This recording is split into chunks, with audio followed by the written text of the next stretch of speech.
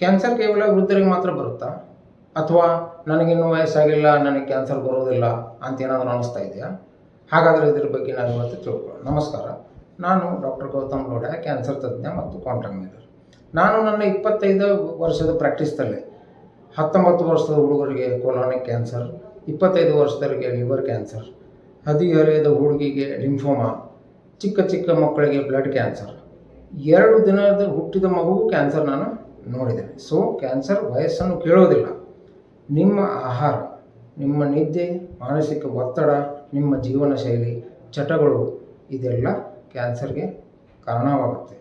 ಆದ್ದರಿಂದ ನಮಗೆ ಯುವ ಇದ್ದರೂ ನಮಗೆ ಬರಲ್ಲ ಅನ್ನೋದು ಮಿಥ್ಯೆ ತೆಗೆದು ನಾವು ಇನ್ನು ಮುಂದೆ ಜಾಗೃತರಾಗಿರೋಣ.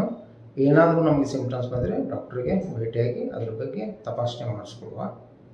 ಈ ವಿಡಿಯೋ ನಿಮಗೆ ಇಷ್ಟ ಆಗಿದ್ದರೆ ನಿಮ್ಮ ಸ್ನೇಹಿತರಿಗೆ ಇದನ್ನು ಶೇರ್ ಮಾಡಿ. ಥ್ಯಾಂಕ್ ಯು, ಧನ್ಯವಾದಗಳು.